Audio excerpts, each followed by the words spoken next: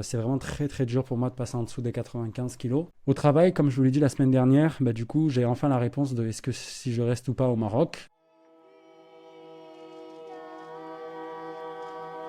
Depuis 5 ans, j'étais perdu, me demandant chaque matin pourquoi je me levais. J'étais au bord de la dépression. Mais chaque nuit, quand je m'endormais, un rêve persistant m'appelait, vers un désert. Un homme, une femme, une quête. Après réflexion, je me suis préparé, pris mon sac à dos et je me suis lancé dans une aventure.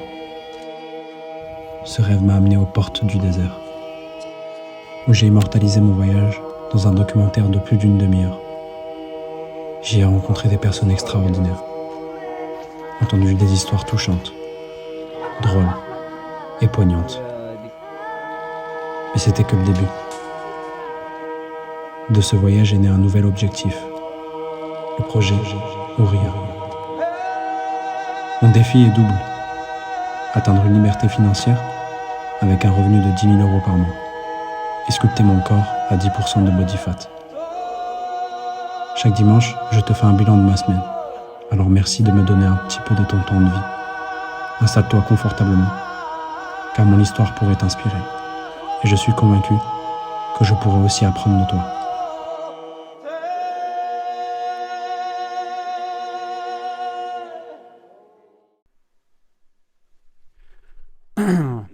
Bon, petit bilan de la semaine du coup.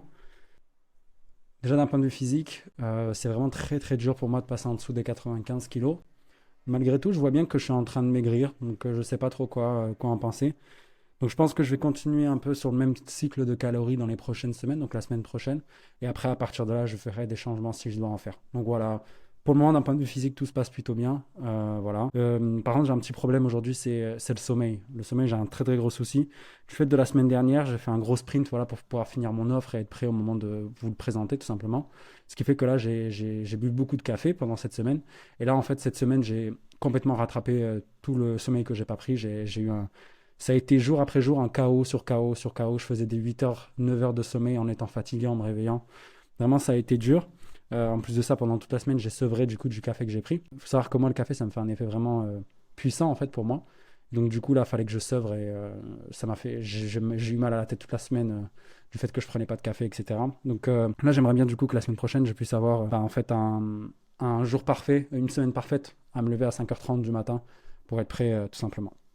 Financièrement, cette semaine, du coup, il ne s'est pas passé grand-chose du fait que j'étais très très fatigué.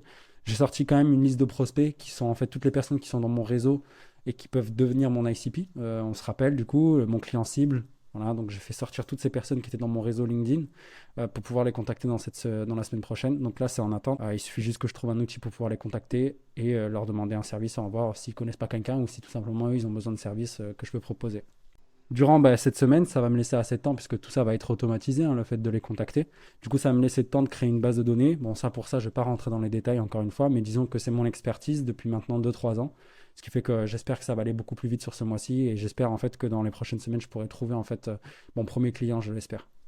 Au travail, comme je vous l'ai dit la semaine dernière, du coup, j'ai enfin la réponse de est-ce que si je reste ou pas au Maroc. Donc, je suis allé voir mon patron lundi dernier, on en a discuté. Il m'a dit qu'il me laissait encore 2 mois. Donc, franchement, ça, c'est plutôt une bonne nouvelle. Il me laisse 2 mois pour faire 3 clauses par mois, ce mois-ci sur octobre et le mois de novembre, du coup. Donc là, techniquement, je suis encore au Maroc jusqu'en novembre. Donc, ça me fait vraiment plaisir pour le coup. Encore 2 mois qui se sont.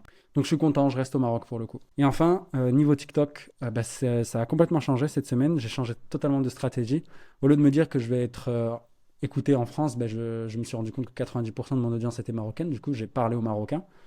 Et j'ai gagné 200 abonnés cette semaine. Ce qui fait que et ça continue à monter encore là. Donc, franchement, pour le coup, je suis super content. Je parle toujours en français. Hein, je parle pas en arabe parce que je parle pas d'Elija, malheureusement. Mais bon, franchement, les Marocains, je dois dire qu'ils sont adorables. Genre, c'est fou, les mecs, il y a 2 3 gars qui se sont abonnés. J'ai discuté avec eux en commentaire. Ils repartagent ma vidéo, etc. Donc, je dois dire que c'est assez plaisant de voir ça. Je pense pas qu'en France j'aurais vécu la même chose, mais bon, c'est pas très grave, on verra bien pour l'avenir. Mais en tout cas, voilà, moi je pense que je vais me concentrer sur le marché marocain. Donc en résumé pour cette semaine, déjà le sommeil et le sommeil. C'est vraiment genre ma top priorité, c'est un truc de fou, ça faut vraiment que ça devienne vraiment mon obsession. Le sommeil, il faut que je me lève à une certaine heure, il faut que je me couche à une certaine heure. C'est très très très très dur de faire ça parce que d'une, t'as les proches. J'ai des proches autour de moi à qui je parle assez souvent et je dois être présent pour eux. Ce qui fait que je ne travaille pas pendant ce temps-là. En plus de ça, il y a toutes les distractions liées à ce que je vous ai dit, hein, le fait que je fais la création de contenu, donc je dois être disponible rapidement pour pouvoir répondre à des commentaires. Il y a le travail aussi, parce qu'on me contacte pendant la journée. Hein. On peut me contacter dès 9h comme à 15h30, en plein milieu d'une session de travail que j'ai pour le projet Ouria, tu vois. Donc j'ai beaucoup de distractions, peu de temps dans une journée, et c'est vraiment dur à gérer. Et il faudrait que je trouve un équilibre par rapport à ça, et je pense que tout commence par le fait de se lever tôt. Donc c'est vraiment ma priorité dans les prochaines semaines. Comme vous pouvez voir, cette semaine, il ne s'est pas passé grand-chose, malheureusement, je m'en excuse, mais j'ai eu le temps de beaucoup réfléchir pendant cette semaine, et notamment sur le fait de... C'est mon obsession en ce moment, je pense que vous le voyez, c'est comment sortir de la pauvreté ou de la survie. C'est la phase 1 du projet Ouria, en fait, donc c'est ma pure obsession pendant plusieurs semaines. Et comme vous pouvez voir, moi, je suis un peu plus dans la réflexion que dans l'action, je ne sais pas si je peux dire ça. Et donc du coup, ça a poussé des réflexions chez moi.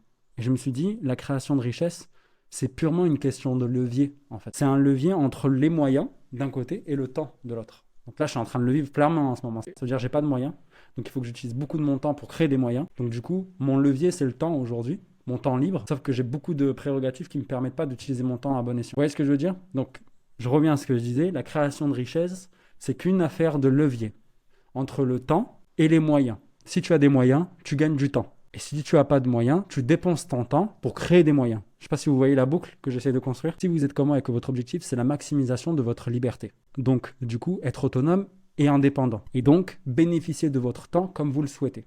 C'est ça la liberté pour moi. Il faut donc se concentrer sur la création de leviers. Et des leviers, pour le coup, il y en a des tas. Ça peut être l'argent, ça peut être le réseau, ça peut être les décisions qu'on prend, ça peut être notre génétique, ça peut être notre environnement, ça peut être notre histoire, tout ce qu'on a vécu dans notre vie. Et tout ça, tous ces leviers que je viens d'énoncer, ils font partie d'une énorme bulle qui s'appelle nos déterminismes en sociologie. Et donc du coup, tous ces leviers, tous ces déterminismes, ils sont péjoratifs ou mélioratifs. Je m'explique. Je vais vous donner un exemple, restez bien avec moi. Moi, j'aime bien prendre un exemple un peu comics, un peu culture pop, comme on dit, pour vous parler de ça et vous présenter en gros ces deux choses qui sont en face de nous. On a d'un côté Batman et de l'autre Watchmen. Alors, c'est deux personnages de comics, hein, c'est des mecs plutôt connus. Un peu moins peut-être Watchmen, mais Batman, je pense que tout le monde le sait. Batman, qu'est-ce que c'est? C'est un orphelin milliardaire qui, en fait, a des moyens et se dit « je vais combattre le crime ». Et Watchmen, c'est exactement la même chose. C'est un homme solitaire qui se dit qu'il va combattre le crime, mais il n'a pas les moyens de Batman. Les deux ont la même finalité, c'est-à-dire combattre le crime. Qu'est-ce qui les différencie, du coup? C'est leur déterminisme, du coup, les moyens qu'ils ont. D'un côté, on a Batman. Le gars peut mettre en écoute toute une ville pour pouvoir trouver le Joker. Watchman, il n'a qu'un grappin, son trench coat, son masque et son chapeau. Voilà.